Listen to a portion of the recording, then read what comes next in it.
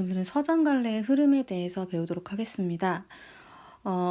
우리 한국 서정문학의 대표적인 작품들은 향가, 고려가요, 시조 이런 것들이 있는데요. 이러한 시대의 흐름에 따라서 등장한 역사적 갈래가 어떠한 특징을 갖고 있으며 그런 가치가 어떠한 것인지 알아보도록 하겠습니다. 네, 그럼 처음부터 보도록 할게요. 서정갈래는 화자가 자신의 정서를 주관적으로 표출하는 문학 양식입니다.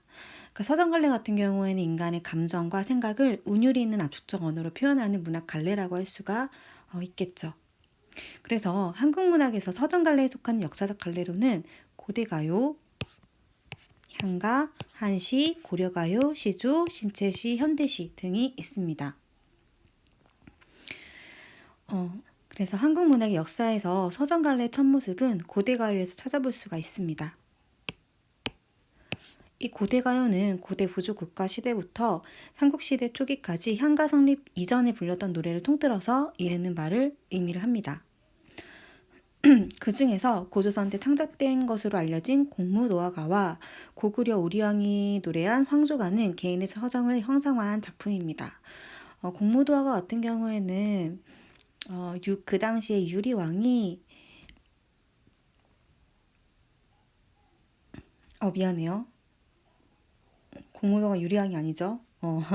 주인공이 이제 남편이 이미 이제 물에 빠졌는데 그것을 살리려고 그 부인이 노력을 굉장히 많이 합니다. 근데 어쩔 수 없이 그 사랑하는 이는 물에 빠지게 되는 그런 장면이 나오게 되죠. 그런 슬픔과 탄식을 노래한 게 이 공무도화가입니다. 그 다음에 고구려 유리왕이 노래한 황조가입니다. 황조가는 고구려 유리왕이 이제 왕비가 두 명이 있었는데 그 두 명이 이제 싸워서 한 명이 집을 나가게 돼요. 왕궁을. 그래서 그 왕궁을 나간 그 왕비를 그리워하면서 이제 타박타박 길을 걷고 있는데 저 위쪽에서 정당 꾀꼬리 한 쌍이 막 지저귀고 있었습니다. 굉장히 정답게 지저대고 있었기 때문에 유리왕은 뭔가 자신의 처지와 다르구나. 자신은 이렇게 이 부인이 밖으로 나가서 굉장히 슬픈데 저 꾀꼬리는 굉장히 정답게 울어서 이 무리를 잃은 슬픔과 외로움을 그런 노래를 얘기한 서정시라고 할 수가 있습니다. 그 다음에 가야국의 건국신화와 결부된 구지가는 주술적인 성격이 짙은 작품입니다. 거북이한테 명령과 위협을 하게 돼요. 어떤 위협을 하게 되면 머리를 내놓지 않으면 구워 먹겠다라는 그러한 내용이 담겨 있습니다. 주술적이라는 거는 그 당시에 뭔가 기원을 하는 거겠죠. 그래서 거부가 빨리 우리의 왕이 나타나기를 강림하는 그러한 기원을 나타낸 작품이 이 구지가라고 할 수가 있습니다. 이때 새 작품은 뭐로 번역되어 있습니까? 한문으로 번역되어서 전하고 있다라는 게 중요합니다. 그리고 백제노래로 알려진 정읍사는 한글로 기록되어 전하는 가장 앞선 시기의 작품. 그 다음 삼국시대에 한자가 보급이 되면서 한문에 능숙한 상층귀족들은 한시를 창작하기 시작하였습니다. 한시 같은 경우에는 우리나라의 한국 문학으로 지칭이 되죠. 왜냐하면 한문으로 이루어진 정형시이지만 우리 삼국시대 때 한자를 굉장히 많이 사용했기 때문에 한국 문학이라고 지칭을 하고 있습니다. 그 다음에 고구려의 을지문덕이 지은 여수, 장우, 문시, 신라의 최치원이 지은 취하우중 다 한시입니다. 그 다음에 제가, 야산, 독서당 등은 이 시기 한시의 높은 수준을 보여주고 있습니다.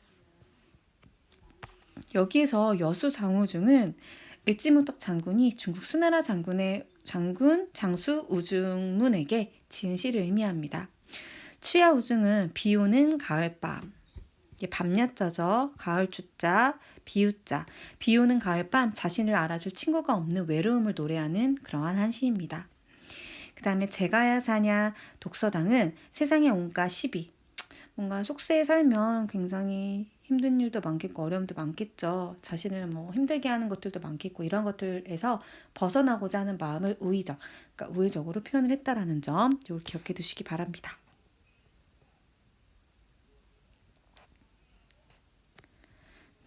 그러면 요거 적으세요.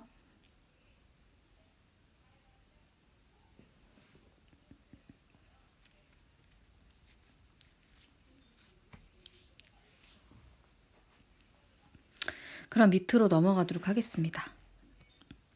이런 것 등은 이 시기 한시의 높은 수준을 보여준다. 한편 향찰은, 자, 이거 중요하죠. 향찰은 한자의 음과 뜻을 빌려 우리말을 적기 위해 창안한 차자표기법인데, 이 향찰을 활용하여 우리말 노래를 표기한 갈래가 향가라고 지금 나오고 있습니다. 우리가 훈민정음, 그러니까 한글이 창제되기 이전에는 한자를 썼어요. 한자를 쓰다가 이제 향찰로 넘어오게 됩니다. 향찰은 한자의 음과 뜻을 빌려서 우리말을 쉽게 적기 위한 그러한 차자표기라고 할 수가 있는데, 대부분 현대제까지 향가 작품은 신라시대 때 창작이 됐고요. 작가층은 승려, 귀족, 편민계층에 걸쳐서 굉장히 다양합니다. 우리가 중학교 때 배운 작품들이 하나 있을 거예요. 어떤 작품이 있냐면 서동요입니다. 백제의 서동무왕이 신라 선화공주를 아내를 얻기 위해서 노래를 부른 장면이 나오게 되죠. 그 다음에 헌화가를 보도록 하겠습니다. 헌화가는 소를 모던 노인이 수로 부인에게 꽃을 바칠 때 부르는 노래라고 할 수가 있습니다.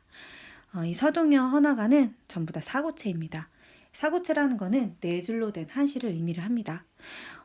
우리가 알고 있는 이 향가는 4구체, 8구체, 10구체의 향가가 있습니다.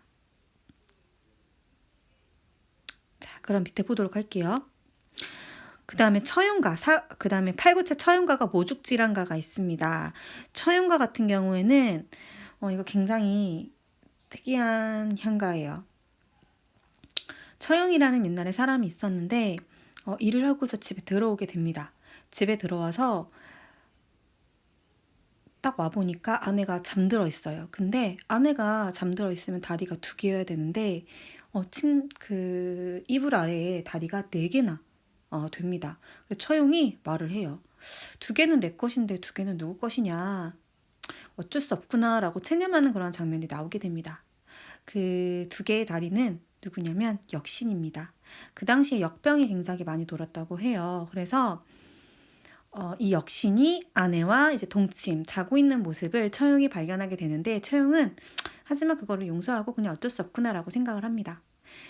그러면 그 당시에 아내는 역병이 걸렸다라고 우리는 추측을 할 수가 있겠죠. 그래서 역신은 처용에게 감동을 받아서 물러났다라는 그러한 내용이 담겨 있습니다. 그래서 그 옛날 사람들이 처용 가면을 집집마다 걸어놨다고 해요. 왜냐하면 역병이 걸리지 않기 때문에 그렇게 걸어놨다고 합니다. 그 다음에 모죽질환가가 있습니다. 모죽질환가 같은 경우에는 신라시대 때 화랑 모죽질환을 추모하는 그런 노래라고 할 수가 있습니다. 그 다음에 제망매가와 창기파랑가 있습니다. 창기파랑가 같은 경우에도 그 당시 향가, 그러니까 조선시대에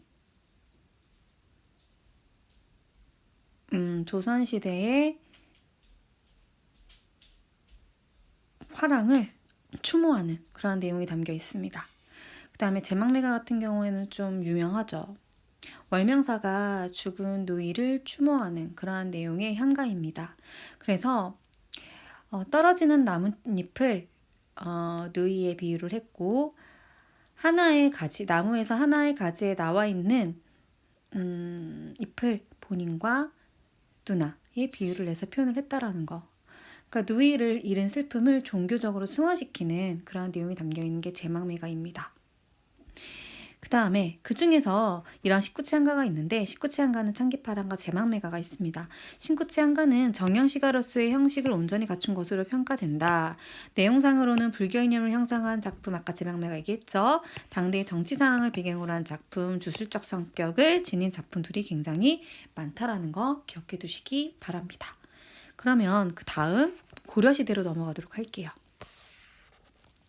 고려시대에도 상층 귀족들은 한시를 활발하게 창작을 합니다.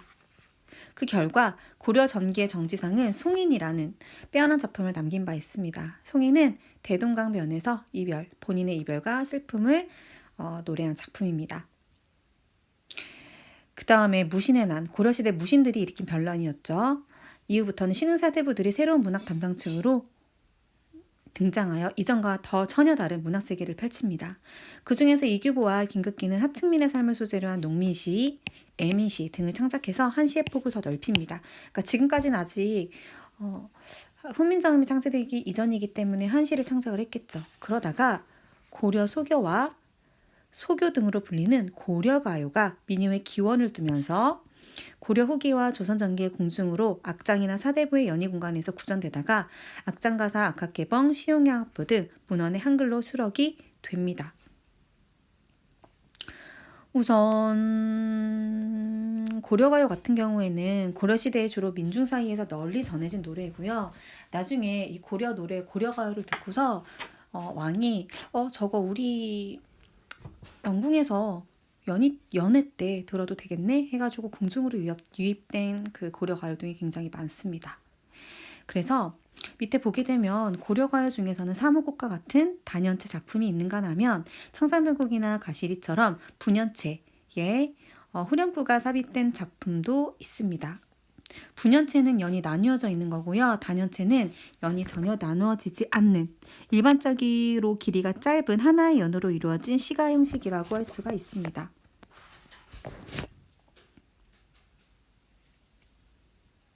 사무곡은 당연히 이제 어머니 사랑을 예찬한 노래고요. 청산별곡은 그 당시 뭔가 유토피아를 꿈꾸던 세속에서 힘들게 살던 인간 세계에서 힘들게 살던 사람이 자연 속에서 살고자 하는 그런 도리를 담고 있습니다. 가시리는 사랑하는 사람을 떠나보내는 애절한 마음을 노래한 그러한 고려가요라고 할 수가 있겠죠. 특히 고려가요는 뭐가 중요하다고 했습니까? 그때 서경별곡에서 배웠었죠. 후렴구가 삽입된 작품도 있습니다. 내용상으로는 임금에 대한 충정, 남녀 간의 애정, 이별의 정환 등의 다양한 주제를 다루고 있다라는 거. 그 다음에 고려 후기에는 시조가 형성이 됩니다. 드디어 이제 조선 시대의 훈민정음, 우리나라 이제 언어 한글이 창제가 되고 고려 후기 때부터 시조가 약간 발전을 하게 됩니다. 시조는 그래서 고려 말부터 발달을 하고요. 우리 고유의 정형시 초장, 중장, 종장의 형태로 나뉘어져 있습니다. 초장, 중장, 종장 형태로 나뉘어져 있다는 소리는 세 장으로 나뉘어져 있다는 소리겠죠. 오늘날에도 꾸준히 향유되고 있다. 조선 전기 시조는 대체로 사대부들의 이념과 예술적 취향을 형성하는 데 초점이 맞추어져 있다. 강호에 묻혀 살며 강호는 자연이겠죠. 심성도야의 이치를 읊는 강호시조와 그러니까 훌륭한 사람이 이제 돼야겠다는 그런 예술적인 뭔가 심성을 도야하는 그런 이치를 읊는 강호시조와 백성에게 유교적 윤리를 심어주는 훈민시조가 그 대표적이라고 할 수 있다. 그래서 그중 강호시조, 자연을 노래한 시조로는 이왕의 도산12곡이 있습니다. 도산12곡은 자연 친화적인 삶을 추구하고 계속적인, 그러니까 양반계층들이 지식인들이 학문 수양을 계속할 수 있는 기분을 높일 수 있도록 그러한 뭔가 교훈적인 내용을 담겨있는 시조가 도산12곡입니다. 그 다음 2의 고산구곡과는 황해도 고산의 구곡의 풍경, 그러니까 자연 풍경에 대해서 뭔가 감동을 받아서 감회를 노래한 그러한 노래라고 할 수가 있습니다. 그 다음에 맹사성의 강호사시사가 있습니다. 강호사시사는 아까 강호는 자연이라고 했었죠. 사시, 강호에 묻혀사는 생활을 사시, 내 계절의 변화로 노래를 했다라는 점. 어부사는 늙은 어부의 즐거움을 노래한 연시조입니다. 이런 것들을 대표적으로 꼽을 수가 있고 훈민시조 같은 경우에는 정철의 훈민가입니다. 훈민가는 백성들을 훈계하는 그런 노래가 담겨져 있고요. 연시조입니다. 그 다음 주세붕의 오륜가가 있습니다. 오륜가는 오륜 내용을 지은 노래인데 유교에서 말하는 5가지의 실천 덕목을 의미를 합니다. 그래서 뭐가 있냐면 부자, 부모와 자식, 군신, 임금과 신하, 부부, 남편과 아내, 장유, 어른과 어린이, 붕우, 친구와의 관계를 의미를 하면서 그러니까 이들 사이의 관계가 잘 유지가 되어야 한다라고 말을 하는 노래가 오륜가입니다. 대부분 중국의 뭔가 유교의 영향을 많이 받았다고 할 수가 있겠죠. 그러다가 이제 여성의 감성을 노래한 황진이, 홍랑, 계량 등의 시조, 기녀시조가 발전을 하게 됩니다. 물론 우리가 알고 있는 기녀 같은 경우에는 그 당시에 뭔가 술을 파는 여자라고 생각을 할 수도 있어요. 하지만 양반 계층들과 많이 친하게 지내면서 이 기생들도 글을 배우기 시작을 합니다. 그래서 기녀 시조도 굉장히 많았어요. 근데 당연히 기녀 시조는 어떤 내용을 담고 있을까요? 그렇죠. 대부분 남녀 간의 사랑, 남자를 기다리는 이야기, 이런 이야기들이 굉장히 많이 담겨 있다라는 거. 그다음 조선 후기에는 문학 담당층이 확대되고 서민 인식이 크게 성장합니다. 그래서 문학의 소재나 주제도 한층 다양해진다라는 거. 윤선도의 많은가 같이 조선 전기 사대부의 미의식을 계승한 작품도 있었습니다. 많은 같은 경우에는 자연에 묻혀 살면서 한가로움, 흥겨움, 심정을 노래를 하고 그래도 뭔가 미련이 속세에 대한 미련이 남아있는 노래가 많은입니다. 임금의 은혜에 대해서 노래한 연시조라고 할 수가 있습니다. 그 다음에 서민의 일상적인 체험과 욕망을 형상화하거나 지배층의 부조리를 풍자하는 조선 후기의 다양한 현실과 문제의식을 담은 사설시조도 발달을 합니다. 사설시조는 이미 이전에 정형시였던 그냥 시조의 초장, 중장, 종장의 그러한 제한의 길이가 없고 굉장히 깁니다. 그래서 종장, 초장장, 종장 마지막 장이 길어진 시조라고 할 수가 있는데 산문적 성격을 띈다라고 할 수가 있겠죠. 언뜻 보면 시조이지만 내용이 굉장히 소설 같기도 해요. 뚜렷한 주인공들도 나타나게 되고 그들 간의 관계도 나타나게 됩니다. 이런 변화 속에서 전문 가객으로 활동을 했던 김천태, 김수장, 박효관, 그러니까 시조를 잘 짓거나 창을 잘하는 사람을 가객이라고 했습니다. 박효관, 안민영 등은 청구영원, 해동가요, 가공원류 등의 시조집을 출간하였습니다. 한편 조선시대에 주로 향유된 가사는 여러 갈래의 성격이 섞여 있지만 그 중에서 서정갈래의 흐름 속에서 살펴볼 만한 작품들이 많습니다. 우리 사설시조, 그러니까 그 당시 조선 사람들이 시조로 자신의 이야기를 담기는 너무 작다라고 생각을 했기 때문에 굉장히 긴 서정갈래인 가사가 나타나게 됩니다. 가사는 대부분 사원부 운율을 중시 여기고요. 서정갈래이지만 내용상 교술갈래는 뭡니까? 수필을 의미하겠죠. 보기도 한다라는 거 이건 기억해 두시기 바랍니다.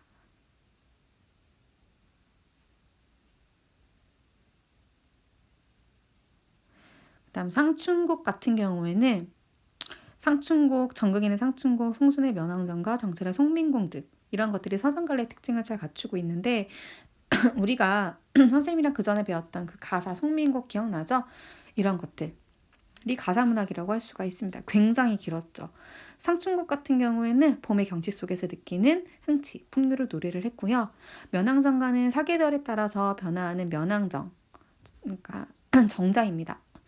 주변의 절경 속에서 풍류를 즐기는 강호가도, 자연을 예찬하는 노래가 있습니다.